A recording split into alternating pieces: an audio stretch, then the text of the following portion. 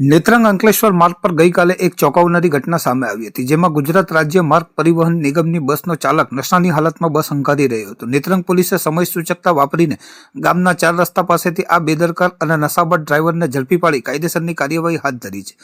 પ્રાપ્ત માહિતી અનુસાર એસટી બસ નેત્રંગ અંકલેશ્વર માર્ગ પર ગામના 4 રસ્તા તરફ આવી રહી હતી. આ સમયે બસ વાંકી ચૂકી રીતે ચાલી રહી હોવાનું સ્થાનિક લોકો અને પોલીસના ધ્યાનમાં આવ્યું હતું. બસની આવી અનિયમિત ગતિ જોતા મુસાફરોના જીવ પણ જોખમમાં મુકાયા હોય તેવી શક્યતા હતી. નેત્રંગ પોલીસ ટીમે તાત્કાલિક કાર્યવાહી કરીને સેવા સદન રોડની બાજુમાં બસને ઊભી રખાવી હતી. પોલીસે જ્યારે ડ્રાઈવરને નીચે ઉતાર્યો ત્યારે તે લથડિયા ખાતો હોવાનું સ્પષ્ટપણે જણાવ્યું હતું અને તે સંપૂર્ણપણે નશાની હાલતમાં હોવાની પુષ્ટિ થઈ હતી.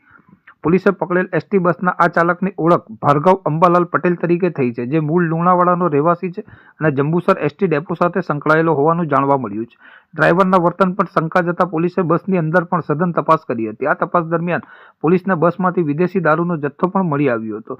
પોલીસે તાત્કાલિક ડ્રાઈવર ભાર્ગવ પટેલની અટકાયત કરી હતી. ડ્રાઈવર નશાની હાલતમાં હોવાથી અને તેની પાસેથી વિદેશી દારૂ મળી આવતા નેત્રંગ પોલીસે તેની વિરુદ્ધ ગુનો નોંધી કાયદેસરની કાર્યવાહી હાથ ધરી છે. રાજ્ય સરકારની બસમાં ડ્રાઈવર દ્વારા આ પ્રકારની બેદરકારી અને નશાખોરીની ઘટના સામે આવતા લોકોમાં આશ્ચર્ય અને રોષની લાગણી ફેલાઈ છે.